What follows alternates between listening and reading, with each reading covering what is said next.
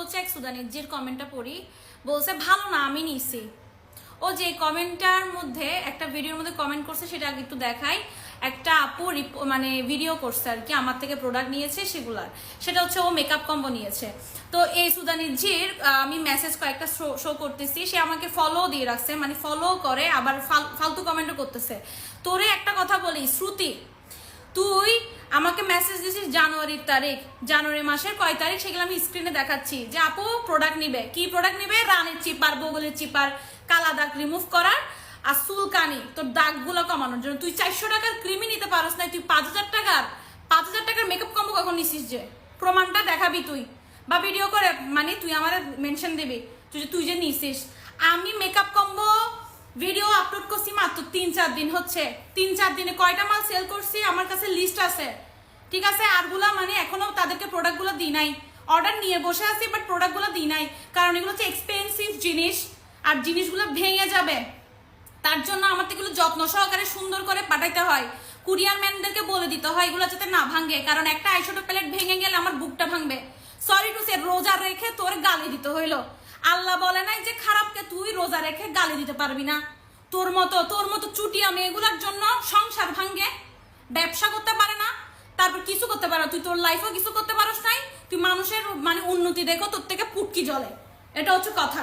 তুই ভালো না কেন বল? তুই যদি আমার থেকে জিনিস নিয়ে তারপর বলতে, আমি বিশ্বাস কর তোর কমেন্টটা দিয়ে রিপ্লাই ভিডিও করতাম না, কারণ আমার এত সময় নাই তোরে নিয়ে আমি একটা ভিডিও বানাবো, এগুলো আমি জনগণকে দেখাবো। এই মেয়েটাকে যদি ছেড়ে দিতাম, এই মেয়েটা হচ্ছে যে আমার আইডিতে কমেন্ট করে নাই, করছে কার কাছে? আমার কাস্টমারের ভিডিওতে। আমি কাস্টমারের ভিডিওটার থেকে দেখে আমি এটা রিপ্লাই ভিডিও করতেছি।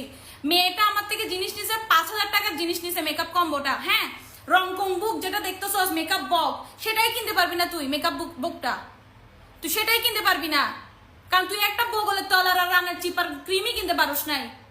তুই আমাকে নক দিছিস, হোয়াটসঅ্যাপ নাম্বার নিছিস, হোয়াটসঅ্যাপের মেসেজ সব চেক করে দেখতেছি, তুই অর্ডার দিবি করে অর্ডারও দেস নাই। তুই আবার আরেকজনের কাস্টমারের ভিডিওতে গিয়ে ফালতু কমেন্ট কেন করতেছিস? আজকে যদি আমি তোরে ছেড়ে দিই, অন্যজনও দেখবি ফেক আইডি ফোন দিবে আমাকে, ফেক আইডি দিয়ে খুলে আমাকে বাস মারার ট্রাই করবে।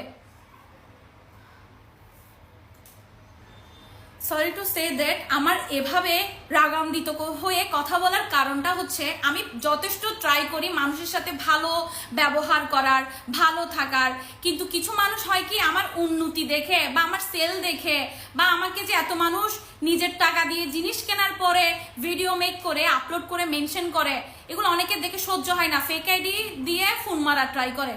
সোজা বাংলা ভাষায় এটা, ঠিক আছে? রোজা মুখে নিয়ে একটা কথা মিথ্যা কথা বলবো না। হ্যাঁ, আমার মেকআপ কম্বো যারা নিছে সবাই শুধু ফুল টাকা দিয়ে দিছে। তা আমার কথা হচ্ছে আমার জিনিস ভালো না খারাপ সেটা তুই জিনিস হাতে নেওয়ার পরে আনা আমাকে টাকা ডেলিভারি ম্যানের হাতে দিবি, পরে দিবি।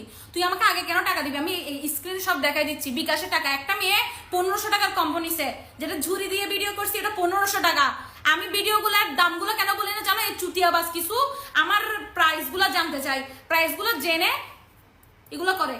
এই জন্য হচ্ছে আমি এখন প্রাইস বলি না, কষ্ট হইলেও প্রাইস বলি না, নাইলে আমার প্রাইস বলতে কোনো সমস্যা নাই, আমি চন্নি না।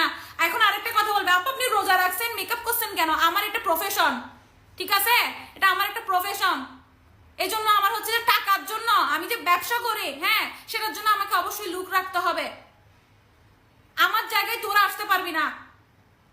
এগুলা ফালতু কমেন্ট আমি যদি আর কখনো দেখি, তাদেরকে টেনে হেসড়ে আমি ভিডিওগুলো বানাবো, ভিডিওগুলো বানাইয়ে বাস মারি দিব আমি।